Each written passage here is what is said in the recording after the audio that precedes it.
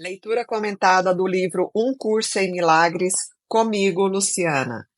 Capítulo 5. Cura e Integridade. Seção 6. Tempo e Eternidade. Deus, em seu conhecimento, não está esperando, mas seu reino fica destituído enquanto você espera. Todos os filhos de Deus estão esperando pelo seu retorno, assim como está esperando pelo deles. Então, é uma troca, né? Deus, no conhecimento supremo dele, ele não está nos esperando, mas ele diz aqui que o reino de Deus fica destituído enquanto a gente está aqui no espaço-tempo esperando. E esse esperando aqui é pelo fato de ainda não termos descoberto aquilo que realmente somos, a nossa verdadeira natureza. O atraso não importa na eternidade, mas é trágico no tempo. É trágico no tempo porque nós continuamos aqui manifestando no espaço-tempo, criando sofrimentos que, em suma, seriam desnecessários se a gente já tivesse se conectado com a nossa fonte. Você tem optado por estar no tempo ao invés de estar na eternidade e, por conseguinte, acredita que está no tempo. Porém, a sua opção tanto é livre quanto pode ser alterada. Você não pertence ao tempo. O seu lugar é só na eternidade, onde o próprio Deus te colocou para sempre. Por que ele fala isso? Porque nós somos seres espirituais. Nós estamos equivocadamente aqui, iludidos, perdidos, que somos um ser humano de carne e osso e somente isso. Não, antes disso, nós somos seres espirituais. Os sentimentos de culpa são os preservadores do tempo. Eles induzem aos medos da retaliação ou abandono e, assim, garantem que o futuro será como o passado. Essa é a continuidade do ego. Isso dá ao ego um senso falso de segurança, por acreditar que não pode escapar disso. Mas você pode escapar e tem que fazê-lo. Deus te oferece em troca a continuidade da eternidade. Quando escolhe fazer essa troca, simultaneamente trocará culpa por alegria, perversidade por amor e dor por paz, que na verdade esses três aspectos são aquilo que resume tudo aquilo que Deus quer que a gente vivencie, que é alegria, amor e paz. Mas a gente fica aprisionado aqui em tantas ilusões, em tantas questões emocionais não resolvidas, que a gente começa a vivenciar justamente o oposto disso, que é culpa, perversidade e dor, os sofrimentos, né, de uma forma geral, e principalmente o medo que comporta tudo isso. Meu papel é apenas desacorrentar a sua vontade e libertá-la. O seu ego não pode aceitar essa liberdade e vai se opor a ela em todos os momentos possíveis e de todos os modos possíveis. E, como você é aquele que o fez, ou seja, como nós somos aqueles que fizeram os nossos egos, a gente reconhece o que ele pode fazer, porque nós mesmos lhe demos o poder de fazer. Lembre-se sempre do reino e lembre-se de que você, que é parte do reino, não pode estar perdido. A mente que estava em mim está em você. Então, Jesus traz aqui que essa mesma consciência divina que estava nele, que é essa mente que ele fala, também está em cada um de nós. Só retomando aqui um pouquinho. A mente que estava em mim está em você, pois Deus cria com perfeita equidade, com perfeita igualdade. É aquilo que ele já falou antes. Não tem mais dessa consciência divina em uma pessoa do que em outra, porque nós todos extraímos do nosso próprio ser desse Pai amoroso. Permite que o Espírito Santo sempre te lembre da sua equidade e deixa que eu te ensine como compartilhá-la com os teus irmãos. De que outro modo pode te ser dada a chance de reivindicá-la para você mesmo? Então, olha que interessante. Se a gente não compartilha essa equidade, essa igualdade, nós também não podemos reivindicá-la para nós mesmos. As duas vozes falam em nome de diferentes interpretações da mesma coisa simultaneamente, ou quase simultaneamente, pois o ego sempre fala primeiro. Interpretações alternadas eram desnecessárias até que foi feito a primeira, ou seja, quando ocorreu a separação, esse nosso entendimento de que estávamos separados uns dos outros, até então não tinha interpretações alternadas, não tinha essa voz do ego e a voz do espírito falando em nós, ambas as vozes em nós. Éramos somente seres espirituais, com um entendimento maior de que somos todos uma grande consciência. O ego fala em julgamento e o Espírito Santo reveste essa decisão, quase ao mesmo modo que um tribunal superior tem o poder de reverter as decisões de um tribunal inferior neste mundo. Então, ele traça um paralelo aqui, traz uma analogia com relação aos tribunais aqui de justiça, né? Um tribunal superior é capaz de reverter as decisões de um tribunal inferior. E assim também funciona com o Espírito Santo, o Espírito e o ego. Então, o Espírito Santo tem esse poder de reverter as decisões do ego, desde que nós estejamos abertos e estejamos também em estado de entrega, de aceitação, para que esse poder superior possa agir em nós e através de nós. As decisões do ego estão sempre erradas porque são baseadas no erro e são tomadas para mantê-lo, para manter o erro. Nada do que o ego percebe é corretamente interpretado. Não só o ego cita as escrituras sagradas em função do seu propósito, como até mesmo interpreta as escrituras como uma testemunha de si mesmo. A Bíblia é algo amedrontador no julgamento do ego. Percebendo-a como assustadora, ele a interpreta de modo amedrontador. Estando com medo, você não apela para o tribunal superior, que é o Espírito Santo, né? Porque acredita que o seu julgamento também será contra você. Então, olha todo o cenário que o ego cria com relação aos conhecimentos que estão na Bíblia. Ele faz a gente pensar que aquilo ali é assustador, amedrontador, e a gente percebendo isso tudo com medo, a gente fica com medo principalmente de apelar para essa tríade superior, para o Espírito Santo, para Jesus Cristo, para Deus, porque a gente acredita que realmente o julgamento deles contra nós será manifestado. Olha que coisa incrível. Existem muitos exemplos de como as interpretações do ego são enganadoras, mas alguns pontos serão suficientes para te mostrar como o Espírito Santo pode reinterpretá-las à sua própria luz. E agora ele vai trazer algumas frases aqui da Bíblia reinterpretadas pelo Espírito Santo. Aquilo que o homem semear, isso também ceifará. Ele interpreta significando que o que considera que vale a pena cultivar, vai cultivar em você mesmo. O seu julgamento acerca do que tem valor faz com que tenha valor para você. Então, isso aqui é a lei do plantio e da colheita, né? Isso vale para tudo. Mesmo aqueles pensamentozinhos que a gente acha que não tem nenhum valor, que estão ocupando a nossa mente, que são as distorções do ego, eles vão, em algum nível, manifestar uma forma tornada visível.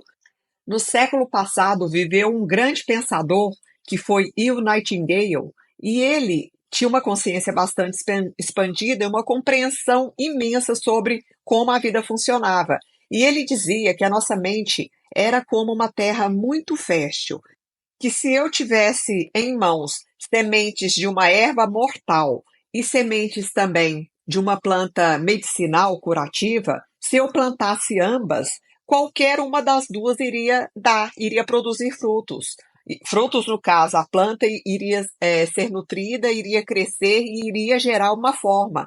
O que ele quis dizer com isso? Que qualquer tipo de pensamento que eu mantiver na minha mente, sejam pensamentos destrutivos ou pensamentos que fortalecem a gente mesmo, eles iriam produzir alguma forma tornada visível na nossa vida. Então, olha como isso é importante. Agora ele traz uma segunda frase aqui, ó. A mim pertence a vingança, diz o Senhor.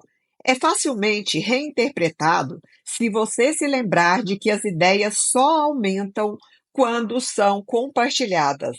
A declaração enfatiza que a vingança não pode ser compartilhada.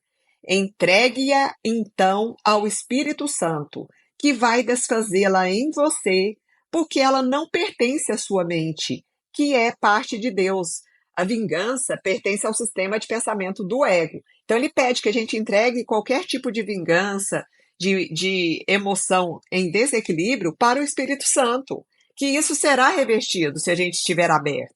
A próxima frase é: e visita a iniquidade dos pais nos filhos até a terceira e quarta geração.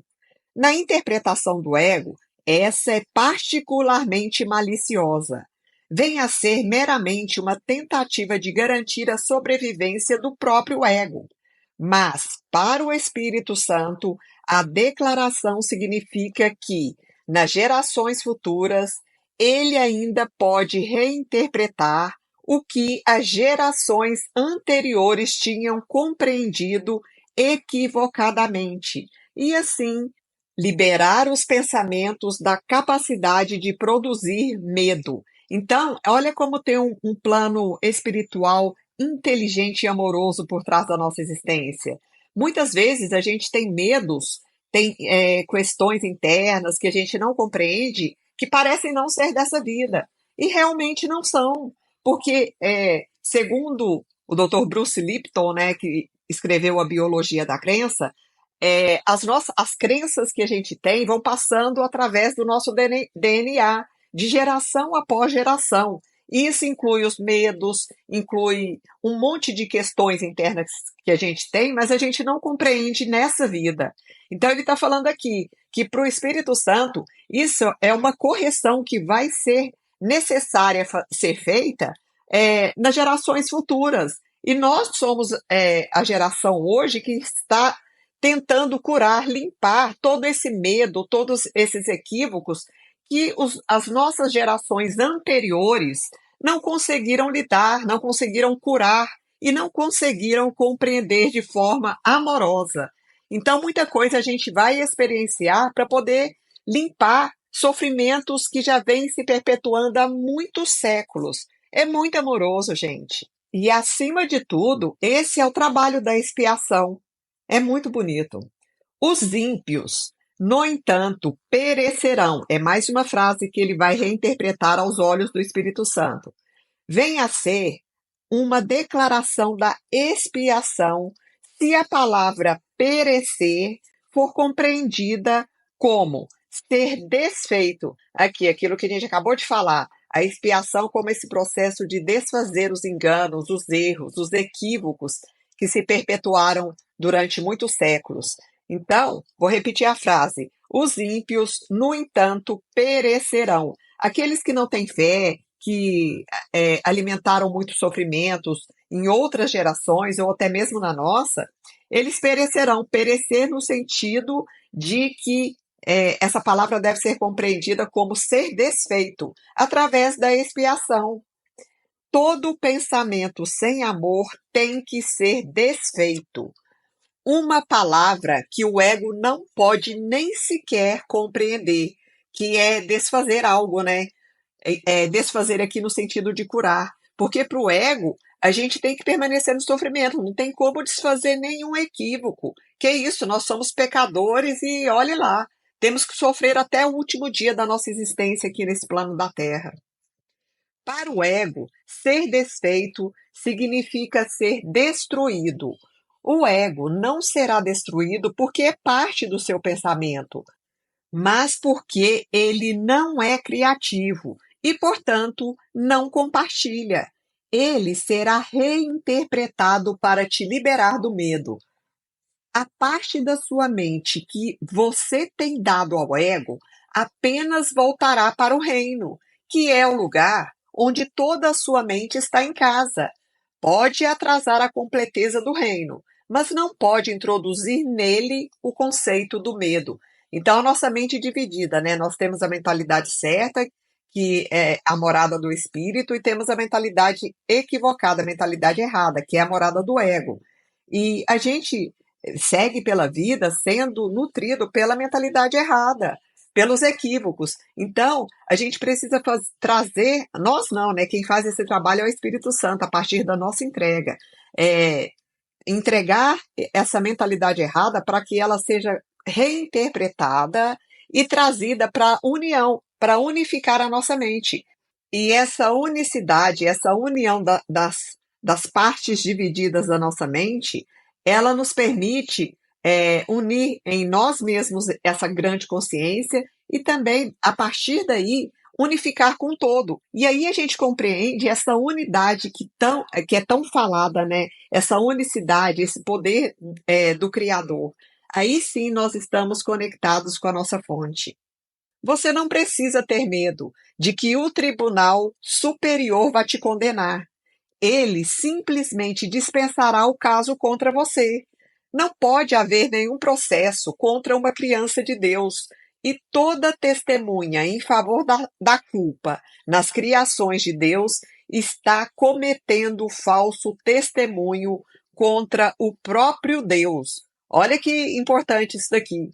Cada um de nós que fica testemunhando a culpa nas criações de Deus, nós estamos cometendo falso testemunho contra o próprio Deus. Com contentamento, apela ao superior tribunal do próprio Deus a favor de tudo aquilo em que acredita, porque ele fala por ele e, portanto, fala verdadeiramente. Esse tribunal superior aqui é o Espírito Santo. Então, ele pede que a gente alegremente apele para esse tribunal superior do próprio Deus a favor daquilo em que acredita e que é a voz que fala pelo próprio Deus. E, portanto, fala através da verdade. Ele arquivará o processo contra você, por mais que o tenha construído com cuidado. Então, por mais que a gente tenha criado uma enormidade de muralhas, de barreiras, de impedimentos, quando a gente está nesse estado de entrega, de aceitação, e que realmente pede para o Espírito Santo ressignificar tudo aquilo que a gente criou equivocadamente, ele o fará, por mais que a gente tenha criado situações destrutivas. Mas precisamos estar abertos. Pode ter planejado o seu caso à prova de tudo, mas não à prova de Deus. É aquilo que acabou de falar, né? A gente pode ter criado barreiras que a gente acha assim intransponíveis. Não tem como voltar atrás, a gente pensa, né? Eu já causei muita destruição para mim mesmo, para os outros. Já fiz tantas coisas equivocadas, já errei tanto. Tem sim, gente. Ele acabou de falar aqui, ó. Você pode ter planejado o seu caso à prova de tudo, as suas criações equivocadas, mas não à prova de Deus. Não tem nada que ele não consiga. O Espírito Santo não o ouvirá, porque só pode testemunhar verdadeiramente. O seu veredito sempre será, entre aspas agora, seu é o reino. Então o reino é nosso, porque ele te foi dado para te lembrar do que você é. Ele, no caso, é esse reino e é o Espírito Santo, que é essa voz que fala por Deus e que está em cada um de nós. Quando eu disse, eu vim como uma luz para o mundo, eu quis dizer que vim para compartilhar a luz com você. Lembre-se da minha referência ao vidro escuro do ego e lembre-se também de que eu disse, não olhe para lá. Não olhe para os enganos, não olhe para todo esse cenário equivocado, não olhe para essa sujeira que o vidro escuro do ego reflete. Ainda é verdadeiro que aonde olha para achar a você mesmo, cabe a ti decidir. Então, para onde eu vou olhar para interpretar aquilo que eu sou, para entender? Eu vou escolher olhar para o sistema equivocado de pensamento do ego, ou eu escolho olhar para o sistema de pensamento certo do Espírito Santo e daquela voz que fala no meu coração, que é o templo sagrado de Deus em cada um de nós? É sempre uma escolha, gente. A sua paciência com o seu irmão é a sua paciência contigo mesmo. Então, na medida que a gente interpreta, entende o outro, entende o processo evolutivo do outro com paciência, da mesma forma, isso vai voltar para a gente. Também outros nos entenderão com a mesma paciência que a gente olha para fora. Olha só, uma criança de Deus não merece paciência? Ele pergunta, né? Olha como trata a gente como crianças ainda tão inocentes e puras aqui, não sabe que está cometendo erros, e ele é sempre amoroso. Tipo assim, não, gente, com criança tem que ter paciência. Ainda não aprendeu tudo que precisava, ainda não entendeu o jogo da vida. É muito lindo, né? Eu te mostrei paciência infinita, porque a minha vontade é a vontade do nosso Pai, de quem eu aprendi a paciência infinita. A sua voz estava em mim, assim como está em você, falando pela paciência para com a filiação em nome do seu Criador. Essa voz é a voz do Espírito Santo. Agora, precisa aprender que só paciência infinita produz efeitos imediatos. Esse é o caminho no qual o tempo é trocado pela eternidade. A paciência infinita invoca amor infinito e, ao produzir resultados agora, torna o tempo desnecessário. Dissemos muitas vezes que o tempo é um instrumento de aprendizado a ser abolido quando não for mais útil. O Espírito Santo, que fala por Deus no tempo, também sabe que o tempo é sem significado. Ele te lembra disso a cada momento que passa, porque a sua função especial é te devolver a eternidade e lá permanecer para abençoar as suas criações. Ele é a única bênção que pode dar verdadeiramente, porque ele é verdadeiramente abençoado. Porque ele te foi dado livremente por Deus, tem que dá-lo assim como recebeu. Ele aqui é essa voz do Espírito Santo. Então, quando a gente compartilha esse sentimento, essa sabedoria com outros, porque a gente acredita veementemente, profundamente nisso, como uma verdade absoluta, a gente também inspira outras pessoas a acreditarem, a se abrirem para essa voz do Espírito Santo. E aí que as mudanças acontecem. Agora, quando eu nego, eu fico lá caladinha, com vergonha. Se alguém me perguntar, como que você tem essa paciência? Como que você leva a vida tão numa boa? Por que que você não briga? Aí eu falo, não, é porque eu sou assim mesmo. Não, gente, compartilha. Fala, não, é porque eu resolvi me abrir. Eu sei que tem uma consciência superior, mais elevada, que guia, que nos move aqui.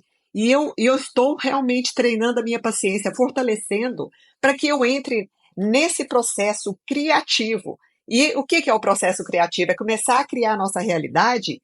Aliás, é começar a co-criar, né? Porque a gente cria a partir da inspiração divina. E aí a vida vai ficando realmente muito mais leve. É muito bonito. Fim da leitura do livro-texto.